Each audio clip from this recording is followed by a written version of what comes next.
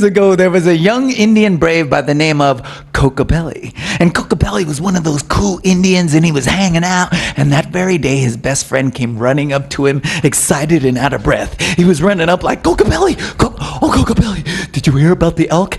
Kokopelli's like, no, what elk? Oh, my grandpa, he just got done telling me about this one elk that lives so deep in the forest that nobody's ever seen the elk before. So what? Said Kokopelli. There's a lot of elk that live in the forest. Who cares? No, Kokopelli, you don't understand. My grandpa says the first person that sees this elk, they're gonna get the gift of magic. Are you serious? Said Kokopelli. His friend said, that's when Kokopelli got the idea. That very night, Kokopelli went to bed very early because the very next morning he woke up early. So early, in fact, that nobody in his teepee was awake yet, so he very quietly put on his moccasins, and once he tiptoed over his mom and his brother and his sister, he snuck out of the teepee and started running through the camp. And once he was out of the camp, he ran over the hill and around the next hill, and once he finally got to where he was going to be, he found himself standing in front of the forest. He looked back at the camp, but Kokopelli decided to enter into the forest.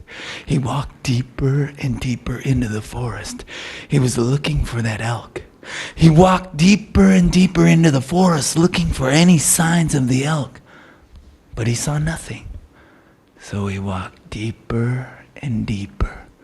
The sun had crossed the sky, and before Kokopelli knew it, he stopped because he realized it's going to be dark soon. I better go back. There's no elk in this forest. Besides, I don't want to be alone out here when it's dark. That would be scary. I'm going to go home. Hey, wait a minute. I came into my... But I'm going to take him. Oh no. Kokopelli sat down on a log to think about what he was going to do. And when he was sitting there, you guys, that's when he heard the sound.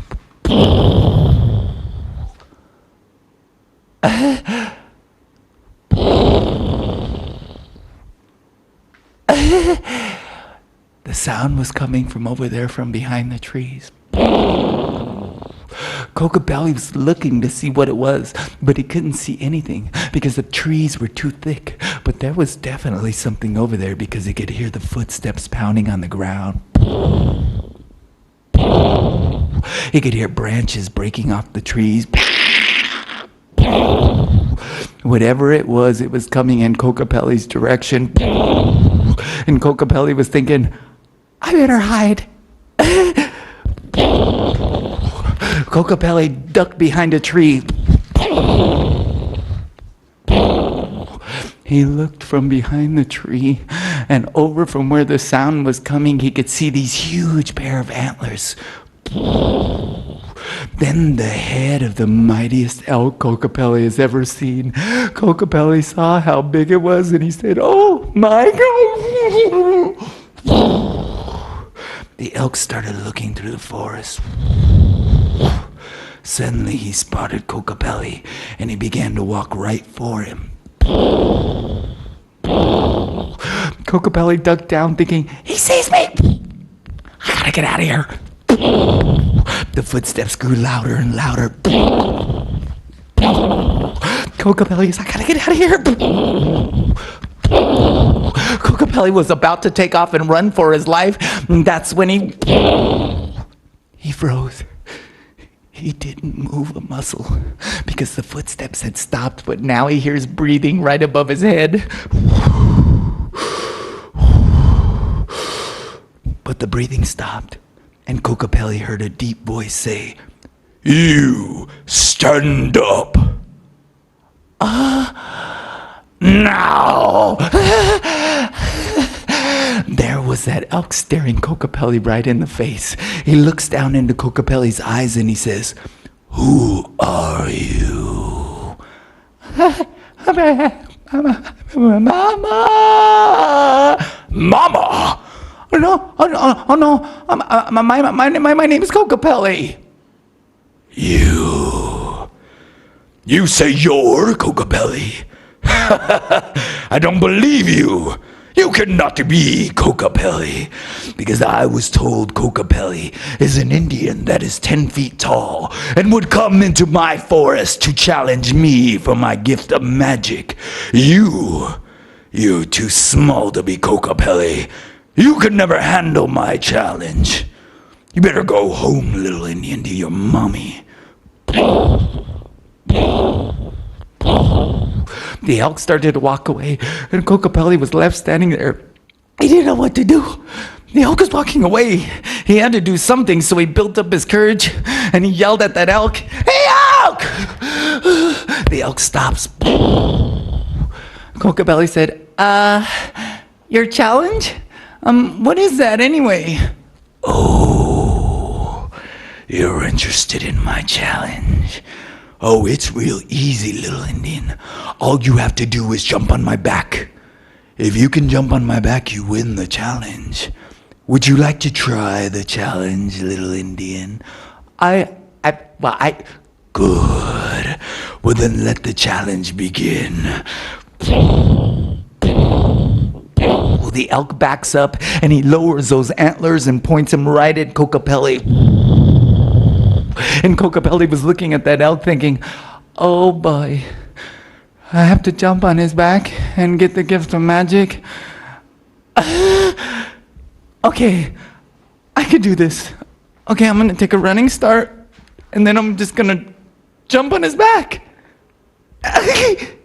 Okay, concentrate. 1, 2, 3. He starts running towards the elk.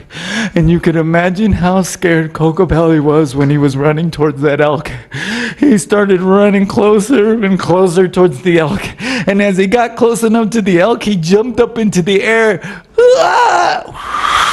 Kokopelli was flying through the air towards the elk, and the elk had his antlers like this, and here comes Kokopelli. But at the last second, the elk turns his head, and he buries his shoulders into Kokopelli.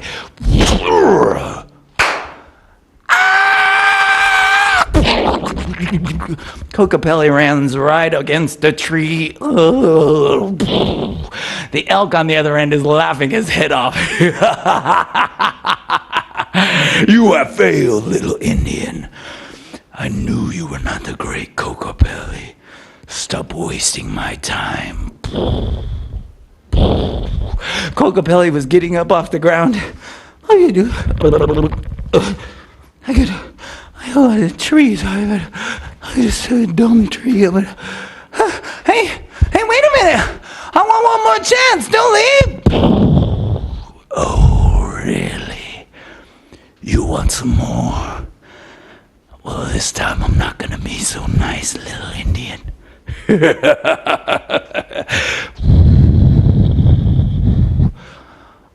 Oh boy. Okay. I gotta do something different. I don't want to land up against that tree again. Hey, wait a minute. Kokopelli got an idea. That's it. That could work. Kokopelli counts off again. 1, 2, 3. He takes off running. This time, as Kokopelli started running towards the elk, he knew he had to run faster than he had ever run in his whole life. So he started running so fast, all he could hear in his head was his heartbeat.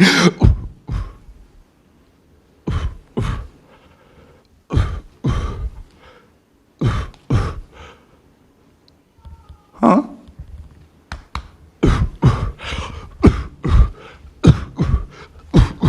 This time, instead of jumping up into the air, Kokopelli slides down to the ground, slides right in front of the elk because the elk had his feet like this, and Kokopelli slides right between his legs, right behind the elk. The elk churned with his antlers, and as Kokopelli was standing up like this, the elk grabbed a hold of him, picked him up in his antlers, started swinging Kokopelli about, and Kokopelli knew he was in trouble. He was trying to stay calm though.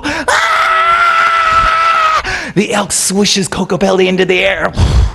Up goes Kokopelli and lands right into the top of that tree. He starts falling down that tree, hitting every branch.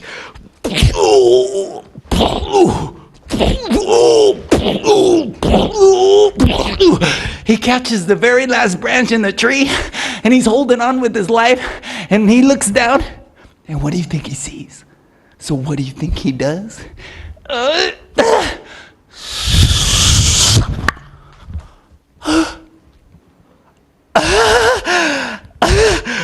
What?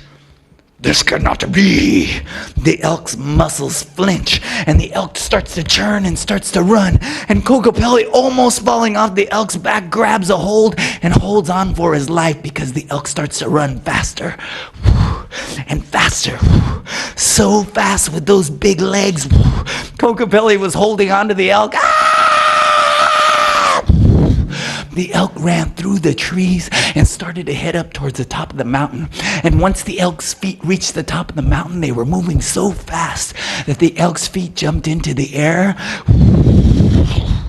and went higher and higher into the sky. That elk was running with Kokopelli on his back. The elk ran all the way to where the clouds were, and when the elk finally reached those white clouds, he started to slow down and finally stopped. The elk turned and said, You can get down now, Kokopelli. Huh? Get down. Okay. Kokopelli jumps off the elk's back. Whoa, huh? He lands on the white fluffy clouds. Whoa. That's when the elk turned and said, Your gift of magic is here in the clouds. If you want the gift, it is yours to take, Kokopelli. Kokopelli put his hands into the clouds. He started feeling around. And as he was feeling in the clouds, that's where he felt the magical gift. Wow. He pulled out a beautiful flute. He goes to put that flute to his lips, and the elk said, Wait a minute. You must know that this is a very special flute. It has a powerful magic which is called elk medicine. Do you know what elk medicine is, Kokopelli? Elk medicine is what every person needs inside them so they can love music. Without the elk medicine inside, people cannot love music. So you must go with the magical flute and give the elk medicine to every single person so they all can love music. Kokopelli nodded his head, and he put the flute back up to his lips, and he began to play the flute.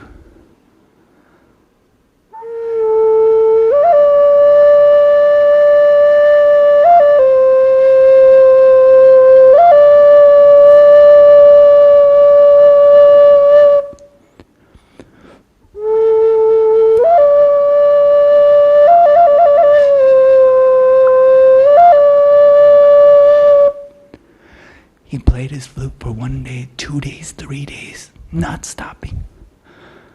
4 days, 5 days on the white cloud. 6 days had passed, and on the 7th day, Kokopelli slowly started to float down from the clouds, playing his beautiful flute. And as his foot finally came and touched the ground, that's when Kokopelli began to dance. He began dancing as he played his flute, dancing and traveling all the way to where the next tribe of Indians were. And those Indians saw him coming, and they picked up their weapons and pointed them right at Kokopelli. But when they heard the sound of that magical flute, they received elk medicine, and they put down their weapons because they were now able to love the music. And Kokopelli went on dancing, playing his flute, giving the elk medicine to every single person who heard the magical flute of Kokopelli. And that's the story of Kokopelli.